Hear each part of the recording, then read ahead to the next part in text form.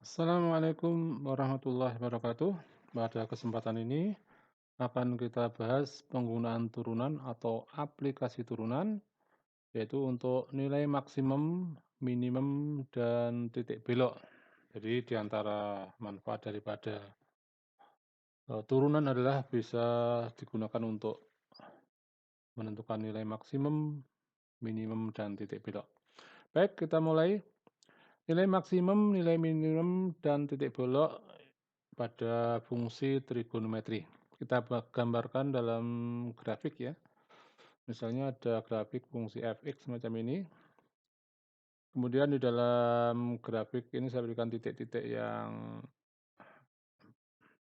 sini misalnya P, di mana pada titik P ini nilai x-nya adalah A ya. Kemudian kita ambil titik yang khusus misalnya di puncak ini. Q misalnya adalah di sini adalah nilai x-nya adalah B. Kemudian ini perpindahan daripada cekung ke bawah dan ke atas ini, misalnya di sini ya. R ini adalah nilai X-nya C. Kemudian pada saat paling bawah ini, misalnya titik S dengan ini D, kemudian kita ambil satu lagi, sama dengan ini ya, perpindahan. Ya, titik T sama dengan E. Nah, kemudian kalau kita lihat pada interval ini, antara interval A dan B, di mana A-nya ini bisa sama dengan ya. Nah, kalau B-nya ini tidak sama dengan karena nanti ada nama khususnya ya. Jadi pada interval A dan B antara ini, maka fungsinya fungsi naik. Ini bisa kita lihat ya, kemarin sudah kita pelajari fungsi naik ya. Jadi semakin ke kanan semakin tinggi. Kenapa kok tidak ada sama dengannya? Nah, karena ini kalau nanti sama dengan ini sudah ada istilahnya sendiri ya, yaitu nanti adalah stasioner. Artinya tidak naik dan tidak turun. Jadi pada suatu saat kalau ini bergerak di sini, ini kan naik, naik, naik, naik. Kemudian ini berhenti, stasiun berhenti ya, kemudian turun. Nah, makanya ini tidak ada sama dengannya. Kemudian antara ini, yang turun yang bisa kita lihat sebetulnya turunnya bisa sampai sini ya, tapi karena nanti ada kita ingin memberikan nama tersendiri, antara Q dan R atau antara B dan C ini adalah interval fungsi turun. Ya. Kenapa ini enggak ikut? Ya, kenapa ini enggak ikut? Karena mungkin ada namanya sendiri ya. Meskipun nanti boleh ikut ini. Kemudian mengenai titiknya ya, titik Q dan titik S namanya titik pada saat ini tidak naik dan tidak turun namanya titik stasioner. Sedangkan titik di mana ini perpindahan antara menghadap cekung ke bawah dan cekung ke atas ini namanya titik belok. Nah, kalau diberi nama tersendiri semacam ini. Kemudian seandainya pada titik Q ini bayangannya atau nilai Y-nya adalah FB karena ini adalah B ya, berarti bayangannya B, berarti adalah FB. Maka BFI namanya titik balik maksimum. Jadi titik balik maksimum adalah titik Q ini ya, di mana titik Q itu koordinatnya adalah B, FB. Jadi bisa ditambah di sini adalah titik Q. Kemudian kalau di sini kita cari nilai Y-nya adalah berarti FD ya. Hingga titik S ini atau D, FD namanya titik balik minimum pada kurva ini ya. Ini tertingginya, ini adalah minimumnya atau terendahnya. Dan pada saat itu membalik ya. Dari naik jadi turun, ini dari turun jadi naik. Kemudian untuk lainnya adalah nilai maksimum, jadi yang tertinggi dari sini adalah FB ya. FB ini adalah paling tinggi namanya nilai maksimum. Sedangkan yang paling rendah dalam fungsi ini, grafik ini adalah FD. Jadi FD adalah nilai minimum.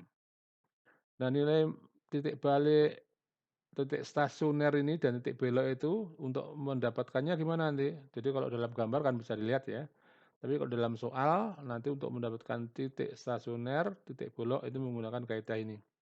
Titik stasioner fungsi f(x) dicapai pada saat turunan pertama sama dengan 0.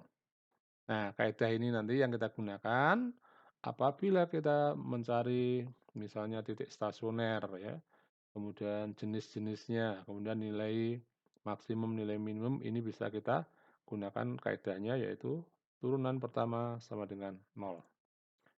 Nah, jenis-jenis titik stasioner tadi sudah kita singgung, ada titik balik maksimum, ada titik balik minimum, dan titik belok ya, ada titik belok. Nah, sekarang bagaimana cara mengetahui ini jenisnya yang maksimum, minimum, atau belok, ini bisa kita katakan semacam ini ya. Misalnya titik X sama dengan A adalah titik stasioner fungsi f(x) sehingga f aksen A-nya sama dengan 0. Jadi setelah kita dicari, turunan pertamanya ternyata X-nya ketemu A, berarti titik A adalah titik stasioner. Nah, kemudian nanti ada kaidah untuk menentukan jenis titik stasioner fungsi f(x) menggunakan turunan kedua. Jadi diantaranya untuk mengetahui jenisnya ini apa maksimum, minimum, atau belok itu nanti menggunakan turunan kedua fungsi. Nah, misalnya ini sudah diketahui ya, turunan pertamanya sama dengan A sama dengan 0, berarti untuk mengetahui belok titik balik maksimum, titik balik minimum, dan titik belok dicari turunan kedua. Tentu saja ada beberapa kemungkinan ya. Jadi kalau turunan pertamanya 0, kemudian turunan keduanya adalah bisa positif ya, bisa positif atau lebih dari 0 kalau dalam simbol ya. Nah, kalau terjadi semacam ini, maka titik A, FA tadi adalah titik baliknya titik balik minimum ya. Jadi kalau nanti ketemunya +5, +6, pokoknya yang tandanya positif, maka titik baliknya titik balik minimum. Kemungkinan kedua, turunan keduanya adalah negatif. Maka nanti kebalikannya ya, maka ini adalah titik balik minimum ya. Jadi setelah dicek ternyata turunan keduanya bernilai negatif, maka titik balik minimum. Nah, bagaimana titik belok nanti bisa kita katakan titik belok? Nah, jika kemungkinan ketiganya kalau enggak lebih besar, kurang berarti sama dengan. Jadi kalau diturunkan lagi ternyata sama dengan 0 nilainya, maka titik A, FA atau titik stasioner ini adalah titik belok. Itu ya. Nah, ini kalau untuk menggunakan turunan kedua. Sebenarnya bisa juga menggunakan sketsa grafik ya. Ini bisa juga. Misalnya ini langsung pada soal aja, soal yang sederhana ya. Fungsi f, x dengan sin x, intervalnya ini. Maka untuk mencari tadi apa? Untuk titik stasioner kan turunan pertama ya. Turunan pertama sama dengan 0. Nah, turunan pertamanya kan sin adalah cos, berarti cos ini sama dengan 0. Cos yang nilainya 0, ini kita hafalkan aja. Jadi kalau ini tunggal sudutnya, tidak rangkap, maka langsung saja kalian hafalkan ya. 0 itu berarti di 90 dan berapa? 270 ya. Ya, berarti ini bisa kita buat sketsa grafiknya, karena ini memang pakai sketsa ya. Kita buat garis bilangan, batas-batasnya kita isi, ada 0, sekarang 60, 90, 270. Nah, untuk mengetahui ini jenisnya nanti bisa kita uji titiknya terserah ya, pokoknya selain yang ada di sini. Misalnya kita uji 45 misalnya ya, 45 atau 60 juga boleh ya. Kalau 60 berarti cos 60 itu berapa? Setengah ya, artinya kan kita ambil positif atau negatifnya, berarti pada 60 ini adalah positif. Jadi kalau sudah ketemu ini berarti ini adalah negatif, ini adalah positif. Nah, kalau menggunakan sketsa, positif itu artinya kalau fungsinya naik ya, jadi buat garis naik, ini berarti turun, berarti ini naik. Hingga titik stasionernya, jenisnya ya, Ya ini kan kelihatan ya ini naik turun berarti ini stasioner di sini kan. Berarti ini titik balik maksimumnya, ini titik balik minimumnya. Jadi kalau titik stasionernya ya ini tadi 90, 270 kalau dilihat jenisnya apakah nanti titik balik maksimum atau minimum ini bisa kita lihat dari sketsa ini. Berarti ini adalah titik balik maksimum, titik balik minimum. Tentu saja kalau titik balik nanti bisa dicari Y-nya juga ya. Kalau ini 90, ingat nyarinya bukan di sini ya, tapi di fungsi awalnya. Nah, jadi kalau ini 90, ini 91 ya. Sehingga ini ya berarti kalau yang ini adalah berapa? Sin 270 adalah min 1. Tentu saja ini adalah titik balik maksimum, yang ini adalah titik balik minimum. Nah, ini kalau menggunakan sketsa grafik. Ya, masuk pada contoh, tentukan titik stasioner dan jenisnya dari fx sama dengan 2 cos 3x untuk interval ini ya. Jadi selalu kita cari dulu turunan pertama, karena syarat mencapai titik stasioner adalah turunan pertama. Turunannya ini adalah apa? Cos ya, berarti min ya. Min 2 sin 3x, kemudian turunannya ini kan 3, berarti jadi min 6 ya. Nah, jadi ini min 2 kali 3 sin 3x sama dengan 0, berarti min 6. Ini karena nanti yang dicari adalah x-nya, berarti dibagi dengan min 6 semua. Ini menjadi 1 saja, ini jadi tetap saja meskipun dibagi min 6 adalah 0 ya. Kemudian untuk persamaan sin, ini kalian ingat ya, ini ada 2 bentuk, kuadran pertama dan kuadran ketiga ya, untuk sin itu. Berarti kalau kuadran pertama menggunakan 0, yang nilainya sin 0 kan 0, 0 dan ini adalah kuadran 2-nya 180 dikurangi 0. Makanya ini adalah 3x-nya berarti berapa? Ya 0 plus k kali 60. Kemudian untuk yang di kuadran 2 itu adalah menggunakan 180. Jadi padanannya sudut di positif di sin adalah alfa dan alfa 180 min alfa. Dalam hal ini kan 0 ya. Ya. Ini kan masih ada tiganya, jadi masing-masing dibagi dengan 3. Ini bagi 3, 0, bagi 3, 120. Ini kan nilainya tetap 180, bagi 3, 60. Ya, nanti ini dulu ya. Nah, 120, yang bagi 3 kan 60. Nah, berarti berapa nilai X-nya? Berarti kita K-nya berapa yang memenuhi interval ini ya. Jadi tidak usah kita cari satu persatu, langsung masuk aja di sini. Kalau K-nya negatif kan nanti di luar interval, nggak usah. Berarti langsung K-nya 0, 0 ikut ya karena ini ada sama dengannya, berarti 0 ikut. Kalau K-nya 1 berarti 120 ya. 120 nggak ikut ya karena paling tinggi adalah 90. Berarti ini cuma 0 saja yang di sini. Kalau yang di sini, kalau K-nya 0, 60 ya. Kalau K-nya 1 juga tidak memenuhi, berarti cuma ini aja. 0 sama 60. Nah, ini adalah berarti inilah titik stasionernya. X menjadi titik stasioner di X ini kan. Kemudian yang dicari adalah jenisnya. Jenis ini bisa menggunakan turunan kedua, boleh ya. Turunan keduanya, kalau turunan pertamanya ini tadi, min 6 ini, kalau diturunkan lagi kan turunannya, ini kan cos, turunannya sin kan cos, ini turunannya 3x 3, berarti menjadi min 18 cos 3x.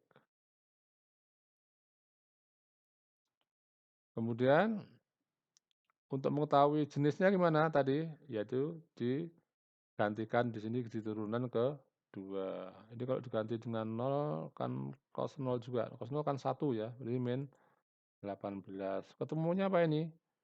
Kalau negatif tadi apa? Maksimum ya. Nah, jadi kalau turunan keduanya kurang dari 0 berarti jenisnya titik balik maksimum. Kemudian untuk yang 60 gimana nanti? Nah, 60 masuk sini, masuk di ini, 60 kali 3 kan 180. 180 untuk cos itu min 1 ya. Ya, sehingga min 1 kali min 18 adalah 18. Berarti kan lebih dari 0 ini maksudnya. Berarti titik baliknya adalah titik balik minimum. Nah, itu. Nah, titik stasionernya artinya nanti kita bisa membuat itu tadi ya, ini kan masih X-nya. Jadi kalau titik jenisnya berarti kan kita cari sekaligus nanti apakah titik balik maksimum atau minimum. Jadi pada saat nol tadi kan maksimum ya, cuma Y-nya kan belum ketemu. Ini dimasukkan di fungsi awal ya, bukan fungsi yang turunan. Ini fungsi awal. 2 cos 3 kali nol. Berarti kan cos nol nilainya 1 berarti 2. Berarti ini adalah nilai titik balik maksimumnya. Karena tadi itu kan ini kan maksimum pada saat nol kan maksimum. Untuk yang satunya 60 ya, jadi masuk sini adalah kalau kita gantikan adalah 3 kali 60 adalah 180 min 1 ya, min 1 kali 2 adalah min 2. Jadi titik balik minimumnya adalah 60, min 2. Nah, berarti tuh. Yang kedua, tentukan nilai maksimum fungsi fx sama dengan 1 plus sin 3x cos 3x untuk interval ini. Jadi yang disuruh hanya menentukan nilai maksimum ya. Penyelesaiannya, kita lihat bentuknya ya, fungsi fx-nya ini kelihatannya, kalau ini kita kerjakan langsung ini akan bentuknya U kali V. Coba kita lihat ada keteraturunannya enggak ini, ada sin cos ya, dan sudutnya sama. Nah, itu dimodifikasi dulu ya. Efeknya ini kan ada rumus sin 2 alfa sama dengan 2 sin alfa cos alfa. Nah, kita jadikan sudut rangkap ini. Dari sudut tunggal ini anggapnya tunggal dijadikan rangkap ya. Nah, berarti kita modifikasi agar bisa rangkap nanti ini dikalikan 2. Agar nilainya enggak berubah, nilainya tetap 1. Ini juga dikalikan setengah. Ini modifikasinya di sini. Ini nilainya adalah 1 sama dengan soal awal, cuma tujuannya apa? Nah, ini kan bisa kita rubah dalam sudut rangkap. Nah, berarti ini setengah, tetap ini 1 dulu ya. 1 plus setengah, yang ini adalah sin 2 kali sudut ini. Nah, bentuknya ini. Sehingga ternyata bentuknya bisa lebih sederhana dibandingkan yang ini, tidak usah pakai UV nanti turunannya. Berarti ini langsung pakai 6 ya. Sehingga fungsi f(x)-nya bentuk yang sederhananya adalah 1 plus setengah sin 6x. Sehingga kalau mencari nilai maksimum menggunakan stasioner ya, menggunakan turunan pertama, turunan pertamanya adalah berapa?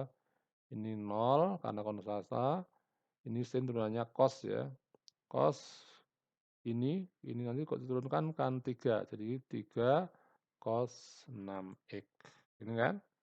Nah, sehingga baru kita gunakan ini tadi. Syarat stasioner turunan pertama sama dengan 0. Cuma ini sudutnya agak banyak ya. Ini semakin besar nilainya semakin banyak sudut yang memenuhi di stasionernya. Berarti syaratnya ini sama dengan 0 ya.